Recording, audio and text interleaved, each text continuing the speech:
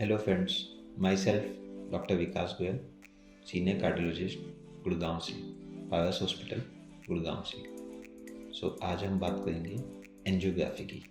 हमने अक्सर सुना है कि इनकी एंजियोग्राफी हुई या इनको स्टंट लगा या एंजियोप्लास्टी हुई। बेसिकली एंजियोग्राफी होता क्या है और किस प्रकार के एंजियोग्राफीज अवेलेबल है। एंजियोग्राफी बेसिकली एक टेस्ट होता है, it's a diagnostic test to diagnose कि कहीं कोई ब्लॉकेज है, कोई वेसल बड़ी हो गई है, कहीं कोई डिसेक्शन है या कुछ। ये यहाँ एक इमेजिंग टेस्ट होता है जिसको हम करते हैं अपने नसों की, खून की नसों की जांच करने के लिए। ये दो प्रकार से हो सकता है, सीटी स्कैन के द्वारा या कन्वेंशनल, जिसे हम तार डाल के एंजियोग्राफी करना बोलते हैं। तो हम ये एडवाइस किस में करते हैं, एंजियोग्राफी किस में चाहिए होती है। तो हम बात करेंगे अभी कोरोनरी एंजियोग्राफी की। कोरोनरी एंजियोग्राफी हम करते हैं बेसिकली उन पेशेंट्स में जिनमें कोई लक्षण होता है, जैसे कि चेस्ट पेन होना, कोई सांस की तकलीफ होना, या फिर कोई ईसीजी में चेंजेस हो, इको में चेंजेस हो, या किसी प्रकार के स्ट्रेस टेस्ट जैसे कि टीएमटी, स्ट्रेस इको, उनमें कुछ हमें प्रॉब्लम दिखाई दे तो हम जब एडवाइस करते हैं एंजियोग्राफी, तो अक्सर पेशेंट्स पूछते हैं कि सीटी एंजियोग्राफी अच्छी है कि कन्वेंशनल एंजियोग्राफी। हम as a intervention cardiologist assess करते हैं कि पेशेंट को सीटी एंजियोग्राफी बतानी चाहिए कि कन्वेंशनल एंजियोग्राफी। तो सीटी एंजियोग्राफी बेसिकली होती क्या है। सीटी एंजियोग्राफी में हम एक छोटा सा कैनुला लगाते हैं और उसके द्वारा डाई डालते हैं, और टाइम के हिसाब से टाइम कैलकुलेट करके कुछ टाइम बाद हम उसकी इमेजिंग लेते हैं। उस इमेजेस लेने में जब वो डाई हमारे हार्ट की ब्लड वेसल्स कोरोनरी आर्टरीज के पास जाता है, उस समय हम स्कैन करते हैं, रिकॉर्ड करते हैं और स्टडी करते हैं। इससे हम ये पता लगाते हैं कि हार्ट की जो नसें हैं उनमें कितनी दिक्कत है और कितनी नहीं है। तो इसके advantages, what are the advantages of CT angiography. CT angiography एक नॉन इन्वेजिव टेस्ट है, मतलब उसमें हमें ज़्यादा तार वगैरह नहीं डालना होता है। एक कैनुला लगा के हम चेकअप कर सकते हैं और इसमें हमें एडमिशन की भी ज़रूरत नहीं होती है। ये इसके एडवांटेजेस हैं कि बिना एडमिट हुए हम एक टेस्ट कर लेते हैं, और इसमें हम बिना कोई ज़्यादा इंस्ट्रूमेंट्स को यूज़ किए हुए टेस्ट कर सकते हैं। लेकिन ये सभी पेशेंट्स में एडवाइजेबल नहीं होती है, इवन दो सोशल मीडिया पे हर जगह सीटी एंजियोग्राफी काफ़ी कॉमन है। कॉमन क्यों है, एडवाइस क्यों जाती है, ऑब्वियस सी बात है।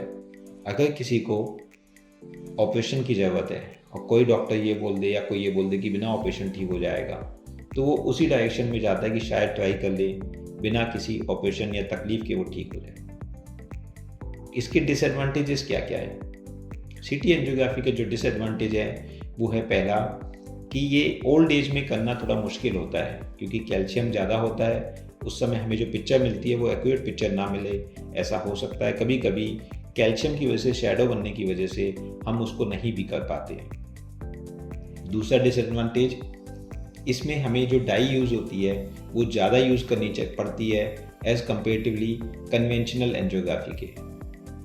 डाई ज़्यादा यूज़ करने के अपने साइड इफ़ेक्ट्स हैं।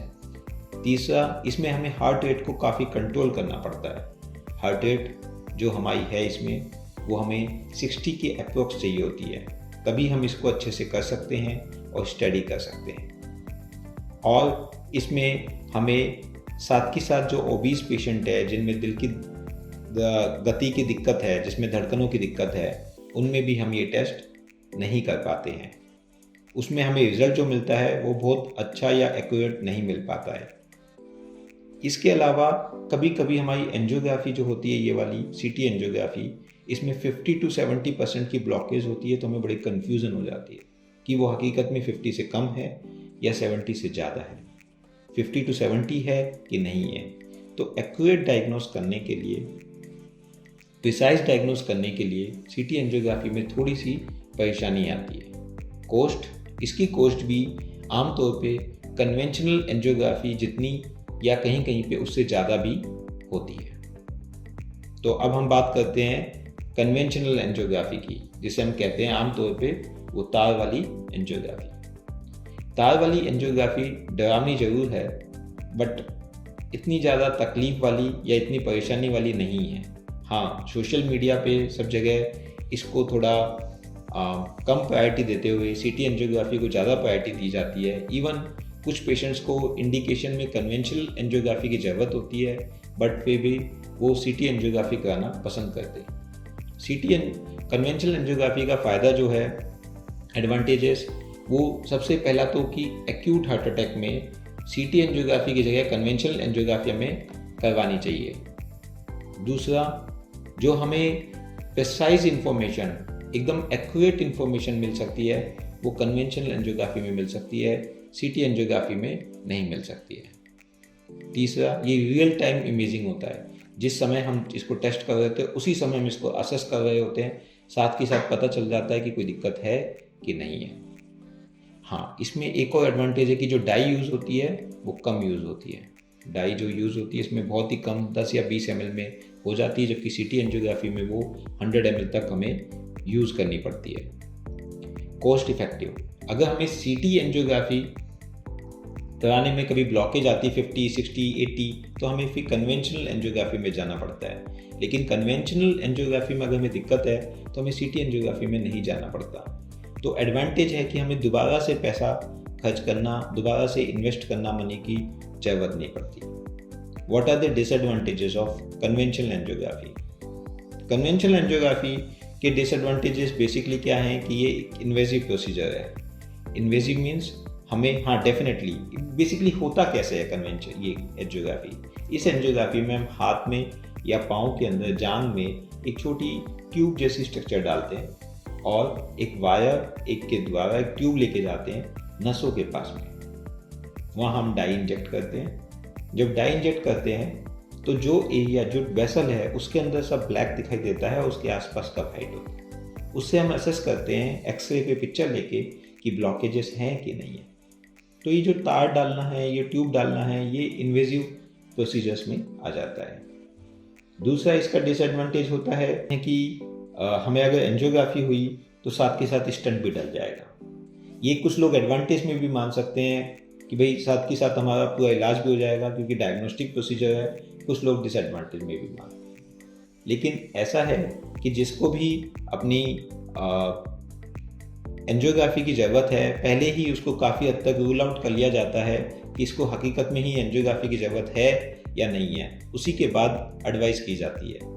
तो अगर हमारे पास 100 पेशेंट ओपीडी में आते हैं तो हार्डली 4 या 5 पेशेंट्स ऐसे होते हैं जिनको एंजियोग्राफी की ज़रूरत होती है। उसमें से भी 50% पेशेंट्स आमतौर पे ब्लॉकेज जो होती है उनकी 70% से कम आती है और 50% की ज़्यादा आती है और उसी हिसाब से उनको ट्रीटमेंट किया जाता है। तो हमने एडवांटेजेस और डिसएडवांटेजेस के बाद हम ये समझें कि कार्डियोलॉजिस्ट जनरली क्या हमेशा कन्वेंशनल एंजियोग्राफी ही एडवाइस करते हैं? ऐसा नहीं है। They advise CT angiography also depending on the situation, कि पेशेंट की सिचुएशन क्या है, पेशेंट की कंडीशन क्या है, उसके चांसेस क्या हैं। जब भी पेशेंट के लिए अगर उनको लगता है कि रिपोर्ट नॉर्मल आने के चांसेस है, दे गो फॉर सीटी एंजियोग्राफी। जब उन्हें लगता है कि उसमें आर्टिफैक्ट्स आ सकते हैं या रिपोर्ट पॉजिटिव आ सकती है, दे गो फॉर कन्वेंशनल एंजियोग्राफी। वो इसलिए कि 2 बार टेस्ट करने की बजाय एक ही टेस्ट से हम डायग्नोस कर लें कि परेशानी है या नहीं है। तो हम इस तरह से डिफरेंशिएट कर सकते हैं कि कौन सी हमारे लिए फ़ायदेमंद है और कौन सी नहीं है। धन्यवाद।